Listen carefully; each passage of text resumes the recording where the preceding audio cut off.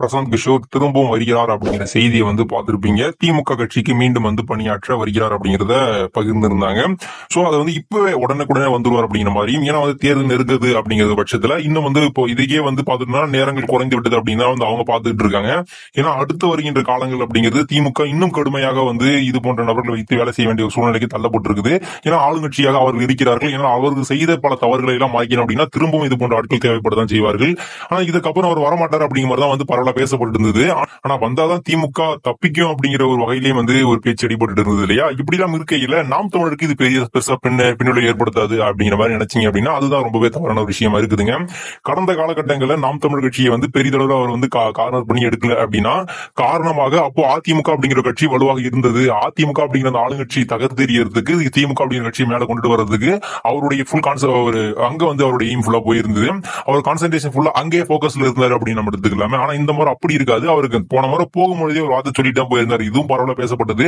பிரசாந்த் கிஷோர் அப்படிங்கிற ஒரு நபர் நாம் தமிழ் கட்சியில் இருக்கின்ற அனைத்து நபர்களும் தெரியப்படுத்துவதற்கான முக்கிய காரணமே இந்த ஒரு விஷயம் தான். அதாவது அவர் போன முறை போகும்போதே சொல்லிட்டு போயிருப்பாரு. அடுத்து வருகின்ற காலகட்டத்தில் சீமானவர்கள் ரொம்ப ஈஸியா எடுத்துக்காதீங்க, அவர் ஒரு சீரியஸா எடுத்துட்டு பாருங்க அப்படிங்கிற மாதிரி போகும்போதே சொல்லிட்டு போயிருப்பாரு. சோ இந்த மாதிரி வந்தார் அப்படின்னா முதல் வேலையாக அண்ணன் சீமானவர்கள் குறித்தும் நாம் தமிழ் கட்சி குறித்துமான சில அப்டேட்டுகளை அவர் வாங்கிட்டு அதை எடுத்து வச்சு தான் அவருக்கான அந்த ஸ்டடிலாம் பண்ணிட்டு அப்புறம் தான் அவருக்கான அந்த பாலிடிக்ஸ்குள்ள அவர் இறங்குவார் அப்படிங்கறதுலாம் பார்க்கப்படுது.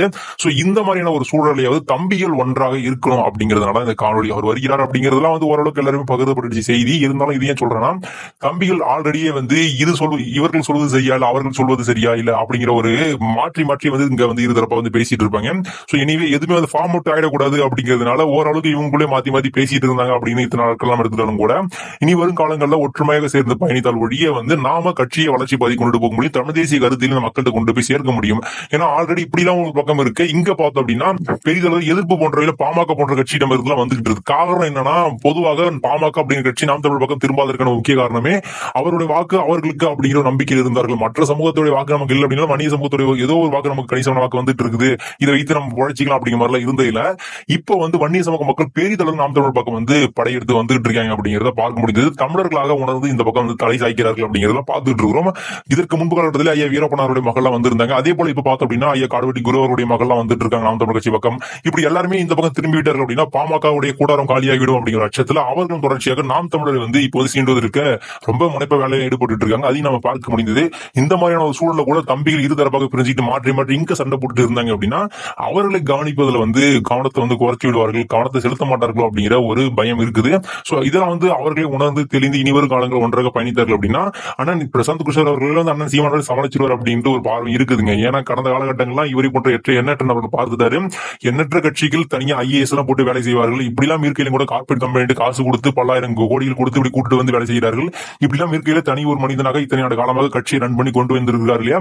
சோ அதனால இனியும் கொண்டு போக முடியும் அப்படிங்கிற நம்பிக்கை இருக்குது. நம்மளால எந்த ஒரு இடத்துல அவர் தோல்வி அடைந்து விடக்கூடாது அப்படிங்கிறதுனால இந்த காணொலி ஒன்றாக சேர்ந்து பயணித்து அப்படின்னா இனிவரும் காலங்களில் அண்ணன் சீமானவர்களும் பல பிளான்ல எடுத்து முன் வச்சுதான் போயிட்டு இருக்காரு. எப்படி வாக்குகளை சேகரிக்கணும், எப்படி வாக்குகள் நம்ம பக்கம் எடுக்கணும் அப்படிங்கிறதுதான் அவருக்கு இடையூறு கொடுக்காமல் கொஞ்சம் நம்ம சப்போர்ட்டிவா இருந்தாலே போதுமானதா இருக்கும் அப்படின்னு நினைக்கிற மக்களே பொறுத்து இருந்து பார்ப்போம். இனி வரும் காலங்களில் அரசியல் மாற்றம் கூட இருக்குது.